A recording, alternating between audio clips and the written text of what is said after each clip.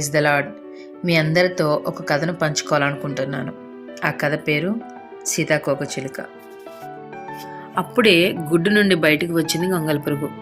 తన చుట్టూ చూసింది. తన చుట్టూ సీతాకోకచిలుకలు ఉన్నాయి. వాటిని చూడగానే నేను కూడా వాటిలాగే అంతే అందంగా ఉంటాను అనుకుంది. అదే ప్రాంతానికి ప్రతిరోజు పిల్లలు ఆడుకోవడానికి వస్తూ ఉంటారు. ప్రతిరోజు ఆ పిల్లలను చూస్తుంది. ఆ పిల్లలు సీతాకోకచిలుకలతో చాలా ఇష్టంగా ఆడుకుంటూ ఉంటారు. అయితే తన దగ్గరికి ఎందుకు రారు, నాతో ఎందుకు ఆడుకోరని ఆలోచిస్తుంది ఈ గొంగళి పురుగు. దానికి అర్థం కాలేదు. సరే, వారు రాకపోతేనే నేనే వారి దగ్గరికి వెళ్తాను అనుకుని వారి వైపు వెళ్ళింది గొంగళి పురుగు. ఎప్పుడైతే వారి వైపు వెళ్ళిందో ఆ పురుగును చూసిన పిల్లలు అక్కడి నుండి అరుచుకుంటూ కేకలు వేసుకుంటూ పారిపోతారు. అది చూసిన తను చాలా బాధపడింది. అంటే నేను సీతాకోకచిలుకలు అందంగా లేనా, ఎవరూ నన్ను ఇష్టపడడం లేదేంటి అని చెప్పేసి చాలా బాధపడి ఇక నేను ఎప్పుడు బయట తిరగను అనుకుని ఒక గూడు కట్టుకుని అందులోనే నివసించేది. బయటికి వచ్చేది కాదు. కొన్ని రోజులు గడుస్తున్నాయి. తనకు ఆ గూడు సరిపడడం లేదు. లోపల చాలా కష్టంగా ఉంది.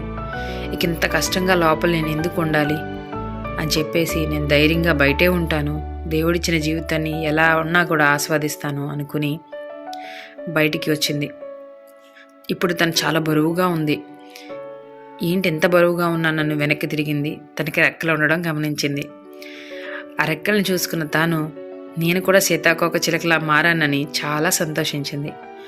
ఒకవేళ నేను ఇంకా లోపలే బాధపడుతూ ఉండుంటే దేవుడిచ్చిన ఇంత అందమైన జీవితాన్ని ఆనందించలేకపోయేదాన్నే అని అనుకుంటూ ఉన్నప్పుడు ఎదురుగా పిల్లలందరూ తన వైపు రావడం చూసింది.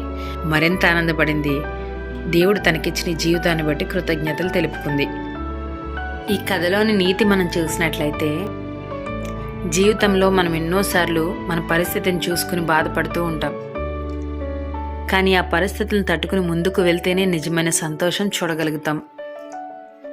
అయితే ఆ సంతోషాన్ని పొందుకోవడానికి చాలా సమయం పట్టొచ్చు. ఆ సమయంలో ఓర్పు, సహనం, దేవునిపై నమ్మకం, ఈ 3 కలిగి మనం ఉండాలి. ప్రతి పరిస్థితిలో ఒక యోసేపులో మనం జీవించగలిగినట్లయితే గొప్ప ఆశీర్వాదాన్ని మన జీవితంలో మనం పొందుకోగలుగుతాం. అయితే యోసేపు పరిస్థితులు ఎలా ఉన్నాయో మనం చూడగలిగినట్లయితే, యోసేపు తన చిన్నతనంలోనే తల్లిని పోగొట్టుకున్నాడు. తన అన్నల చేత ద్వేషించబడ్డాడు. అన్నల ద్వారా అమ్మివేయబడ్డాడు. తండ్రి ప్రేమకు సైతం దూరం అయ్యాడు. బానిసగా మార్చబడ్డాడు. చేయని నేరంపై శిక్ష పొందాడు. తన జీవితంలో ఎంత జరుగుతున్నా, తన పరిస్థితులు ఎంతగా దిగజారిపోయినా తాను మాత్రం అన్నీ ఓర్చుకున్నాడు. తను నమ్ముకున్న దేవునిపై గొప్ప నమ్మకం కలిగి ఉన్నాడు. ఆ నమ్మకమే తనని ఉన్నత స్థితికి చేర్చింది. మనం కూడా ఓపికతో ఎదురు చూస్తే, యోసేపులా జీవించగలిగితే, ఓపిక కలిగి గొంగళి పురుగు సీతాకోకచిలుకలా మారినట్టు మన జీవితం మార్చబడుతుంది. మన పరిస్థితులు మార్చబడతాయి.